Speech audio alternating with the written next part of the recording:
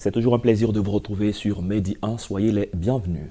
Selon un rapport de la Banque mondiale, l'amélioration de la productivité agricole en Afrique subsaharienne permettrait d'augmenter les revenus des agriculteurs, de réduire le coût de la nourriture et de promouvoir une croissance économique plus générale. Ladi Fofana est un jeune Ivoirien inventeur et concepteur de machines agricoles. Il entend apporter sa contribution au développement du secteur agricole en Côte d'Ivoire et en Afrique.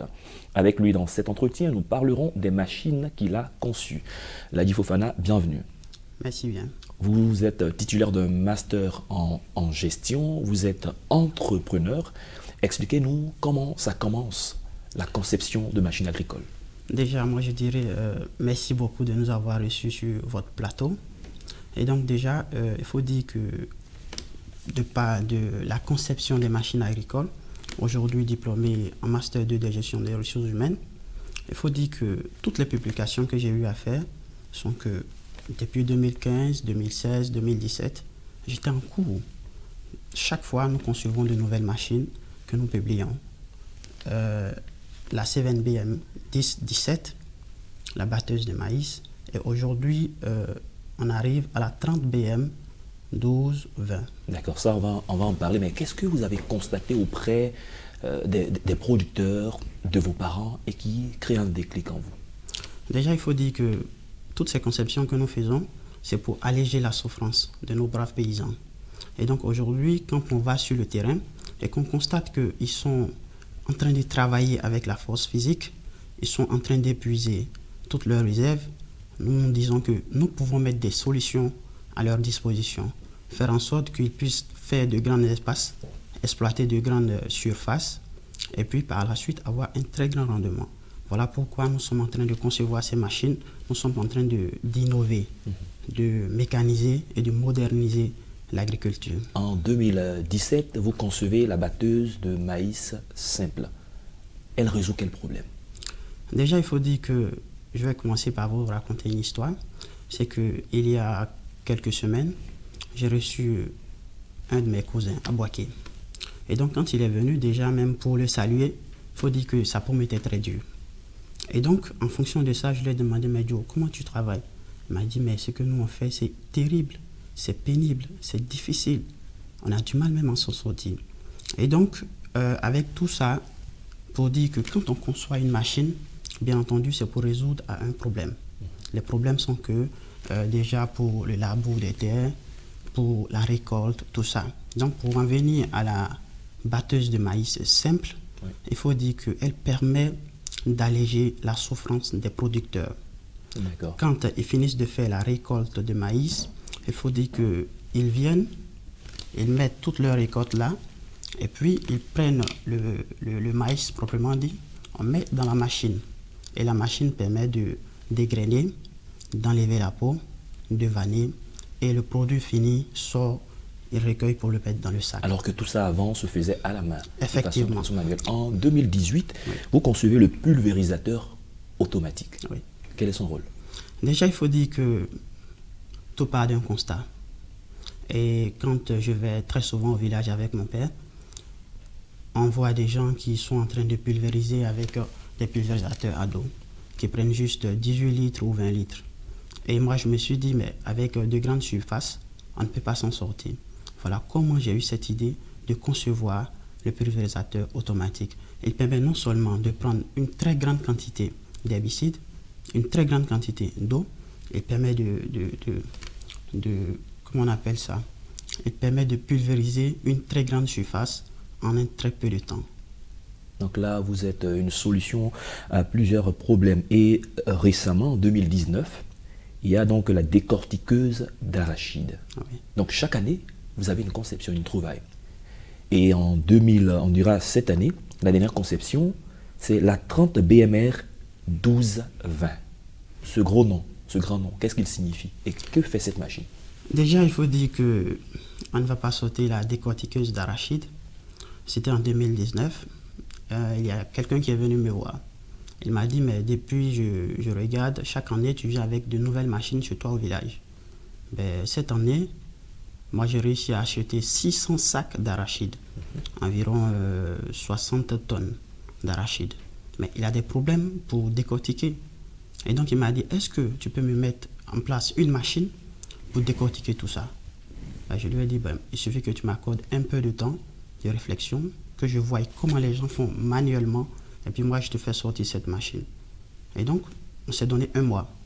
Et quand je suis parti, j'ai réfléchi sur la machine et j'ai fait sortir la décortiqueuse d'arachide. Cette machine-là permet de dégrainer l'arachide. Il enlève la peau, il vanne, tous les déchets vont d'un côté, et puis tout ce qui est produit fini, l'arachide proprement dit, vient d'un autre côté que les paysans recueillent pour soit sécher, brûler, soit faire la pâte d'arachide. Maintenant, revenons à la 30 BM 1220. 12-20. Certainement, certains vont se poser la question, pourquoi ces noms? Toutes mes machines ont des noms. Et je donne ces dénominations pour pouvoir me souvenir. Déjà, quand on dit 30 BM, c'est quoi? BM, c'est le type de la machine. 30, c'est le nombre de jours que j'ai pris, que j'ai consacré à la conception de cette machine. Et 12-20, c'est le mois et l'année. Donc, pour résumer, quand on dit 30 BM 12-20, ça veut dire que j'ai consacré, notre équipe a consacré 30 jours à la conception d'une batteuse de maïs en décembre 2020. Et cette batteuse de maïs, qu'est-ce qu'elle résout comme problème? Déjà, il faut dire que quand vous partez dans les villages où on fait beaucoup de culture de maïs et de riz, les gens éprouvent beaucoup de difficultés, non seulement pour faire les plantations, mais à la récolte également, la souffrance est très grande. Il faut dire qu'au départ, les gens mettaient le maïs dans les sacs, ils mettaient au dos, ils tapaient par terre. Et ensuite, ils prenaient des femmes pour vanner. Par la suite, cette machine qui est venue permet de mettre, vous mettez le maïs dedans, il enlève la peau, il les graine, il fait la partition. Tout ce qui est déchet va d'un côté, il vanne, et puis le produit fini, vous l'accueillez. Okay? Mais ce qui fait la particularité de la 30 BM R, ça veut dire que elle est en même temps batteuse de riz et batteuse de maïs. Voilà. Donc, pour celui qui a un champ de maïs, il utilise la même machine. Pour celui qui a un champ de riz, il utilise la même machine. En 30 jours, vous concevez cette machine. Quelle est la matière première que vous utilisez? Déjà, il faut dire que la matière première est partout sur le marché local. Voilà, à la casse, on va auprès de ceux qui ont des quincailleries, on achète la matière première. Et même du matériel de recyclage également. Oui, oui. Déjà, quand vous voyez avec toutes ces conceptions, c'est des matériels de recyclage. Voilà, tout ça, le fer, il se trouve sur le marché, beaucoup plus moins cher que d'ailleurs même dans d'autres pays. Et puis, tout ce qu'on utilise, au fait, c'est local. Il n'y a rien qui est importé, excepté le moteur jusqu'à aujourd'hui. D'accord. On le dit souvent, et même trop souvent, le succès de la Côte d'Ivoire repose sur l'agriculture. Vous, en tant que concepteur de machines agricoles, quelle est la place, enfin, quelle est la contribution que vous comptez apporter d'ici les prochaines années? Déjà, il faut dire que depuis que nous allons à l'école, on nous a toujours appris que le succès de la Côte d'Ivoire repose sur l'agriculture. Pour dire qu'aujourd'hui, si on s'investit pleinement dans l'agriculture, si on s'investit pleinement dans la mécanisation, la modernisation, on va avoir des résultats beaucoup plus excellents que ce que nous avons aujourd'hui.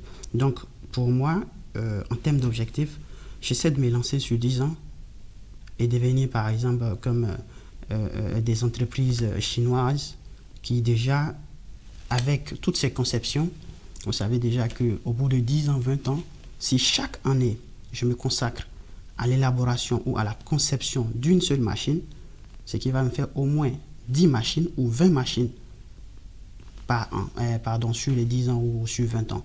Donc, ce qui va faire une collection de machines ivoiriennes. Et en dehors de cela, pourquoi ne pas arriver jusqu'à la conception des motos ici localement, la conception des voitures ici localement et changer de série de voitures. Tout ça, c'est possible. Ladji Fofana, effectivement, tout ça, c'est possible. Sauf que nous sommes à la fin de cet entretien. Nous vous disons merci d'avoir accepté de répondre à nos questions. Je rappelle que vous êtes inventeur et concepteur de machines agricoles. Vous êtes entrepreneur. Merci d'avoir accepté de venir parler donc sur notre plateau. Merci de nous avoir invités. C'est la fin de cette édition. Merci à tous de l'avoir suivi. Bonne suite de nos programmes.